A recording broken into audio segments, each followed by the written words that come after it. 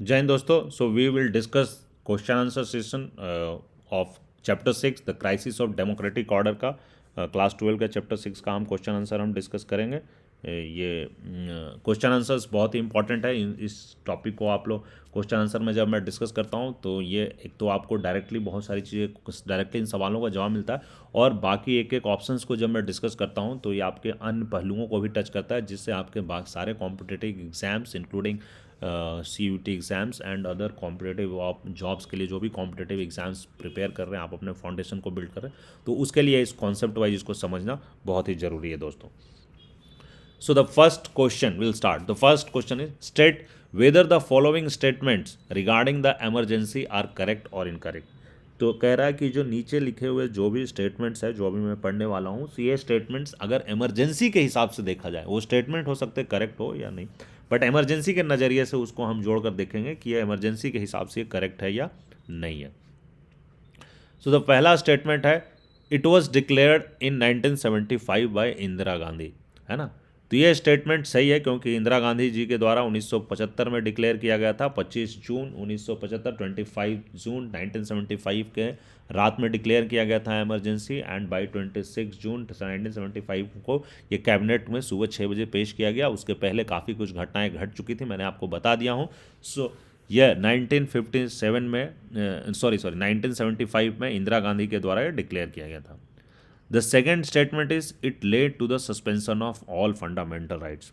Yes, तो ये जो इमरजेंसी हुई थी इसमें सारे फंडामेंटल राइट्स को निरस्त कर दिए गए थे, including there was no fundamental right to go to the court for the restoration of this fundamental right. आप कोर्ट के भी दरवाजे नहीं ठकठका सकते. तो ये भी स्टेटमेंट सही है कि it led to the suspension of all fundamental rights का सस्पेंशन कर दिया गया था. It was proclaim due to the deteriorating economic condition. ये स्टेटमेंट गलत है दोस्तों. इकोनॉमिक कंडीशंस के कारण नहीं कह सकते हैं. देश की इकोनॉमिक कंडीशन थोड़ी ख़राब जरूर थी prior to emergency, but it was not due to economic condition इसका प्रोक्लेमेशन नहीं किया गया था. तो ये स्टेटमेंट को हम सही नहीं कहेंगे. Many opposition leaders were arrested during the emergency. यह बात तो बिल्कुल सही है. ये तो 200% सच बात है कि बहुत सारे विपक्ष के नेता थे जिनको रातों रात अरेस्ट कर लिया गया था आफ्टर डिक्लेरेशन ऑफ एमरजेंसी. तो many opposition leaders were arrested, है ना. And CPI supported the proclamation of emergency. तो ये स्टेटमेंट भी सही है दोस्तों. CPI जो थी उस समय सरकार का समर्थन कर रही थी, और इमरजेंसी के मुद्दे पे तो सरकार का उसका पूरा समर्थन था. तो CPI also supported the proclamation of emergency. तो इस 5 में से A, B, D and E, ये 4 स्टेटमेंट करेक्ट है दोस्तों as far as emergency is concern, and option C is incorrect.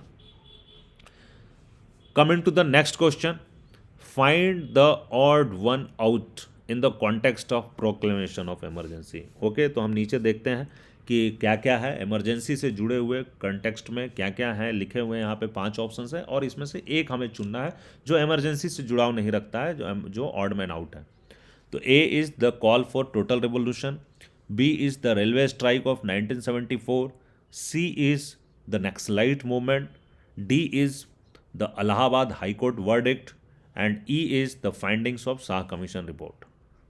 तो एक एक करके हम सबको डिस्कस करते हैं. तो the call for total revolution, हाँ, संपूर्ण क्रांति की मांग करते हैं. जेपी मांग करते हैं, संपूर्ण क्रांति का आह्वान करते हैं. तो ये तो इमरजेंसी के अगेंस्ट में ही होता है. तो ये तो टोटल रेवोल्यूशन इमरजेंसी से जस्ट पहले मांग की जाती है. 25 जून को इसकी मांग रखी जाती है और उसी रात को इमरजेंसी लगाया जाता है. तो ये तो इमरजेंसी से सीधा जुड़ा हुआ है. Railway strike off 1974, yes, railway के द्वारा स्ट्राइक कर दी जाती है. पूरे भारतवर्ष में रेलवे का स्ट्राइक किया जाता है. जॉर्ज फर्नांडिस इसके लीडर होते हैं, रेलवे यूनियन के लीडर होते हैं, और उनकी लीडरशिप में स्ट्राइक होती है. और इमरजेंसी में इसका सीधा साधा संबंध है. और अगर आप इनफैक्ट जब ये रेलवे का स्ट्राइक किया जाता है तो उसके बाद टेरिटोरियल आर्मी को लाना पड़ता है, क्योंकि कोई स्टेलमेट वाली सिचुएशन हो जाती है, कोई सुधार निकलता नहीं है, और ये एसेंशियल सर्विसेज सारी ठप पड़ने लगती है. तो टेरिटोरियल आर्मी को रेलवे लाइन के प्रोटेक्शन के लिए लाया जाता है, और ये इमरजेंसी का भी एक बहुत बड़ा रीज़न था. द नक्सलाइट मूवमेंट का इमरजेंसी से कोई सीधा साधा डायरेक्ट संबंध नहीं है. नक्सलाइट मूवमेंट उसके पहले के काल में हो रही थी, मतलब थोड़ा था इशू, मार्क्सिस्ट लेनिनिस्ट इशूज थे, बट ये इसको इमरजेंसी से सीधा जोड़कर नहीं देखा जा सकता दोस्तों. Allahabad high court verdict, yes Allahabad high court verdict भी इमरजेंसी से जुड़ा हुआ है, क्योंकि इलाहाबाद हाई कोर्ट वर्डिक्ट ही एक कारण था, है ना। इलाहाबाद हाई कोर्ट का जो वर्डिक्ट था वो भी एक कारण था, क्योंकि इलाहाबाद हाई कोर्ट वर्डिक्ट क्या दिया था कि श्रीमती इंदिरा गांधी को उन्होंने अपने कुर्सी से बेसिकली एमपी वाले उनका जो इलेक्शन था उस इलेक्शन को निरस्त कर दी थी इलाहाबाद हाई कोर्ट। तो वो थोड़ा सा इस कारण से कह सकते हैं कि आप इमीडिएट, तो वो इलाहाबाद हाई कोर्ट का जो वर्डिक्ट था वो इमीडिएट रीजन था इमरजेंसी प्रोक्लेमेशन का, that was immediate reason. The findings of Shah commission report, तो जो finding of Shah commission report है वो भी इमरजेंसी के लिए, मतलब एक इमरजेंसी के प्रोक्लेमेशन के बेस बाद में ही वो किया गया था कि शाह कमीशन का रिपोर्ट आया था। तो ये सारी चीज़ें इमरजेंसी से जुड़ी हुई है अदर देन नक्सलाइट मूवमेंट। तो ये ही हमारा सही उत्तर होगा, नक्सलाइट मूवमेंट ये सही उत्तर है, क्योंकि ये ऑड मैन आउट है, ये इमरजेंसी से डायरेक्टली नहीं जुड़ा हुआ है। Next is match the following, match the following देखते हैं, ए बी सी डी, इधर चार चीज़ें दी हुई है, टोटल रेवोल्यूशन, गरीबी हटाओ, students protest and railway strike. तो इधर ए बी सी डी में ये लिखा हुआ है। 1 2 3 में देखते हैं क्या दोस्तों, इधर 1 में इंदिरा गांधी, 2 में जयप्रकाश नारायण, 3 में बिहार मूवमेंट और 4 में जॉर्ज फर्नांडिस। तो इसको हम मैच कराते हैं।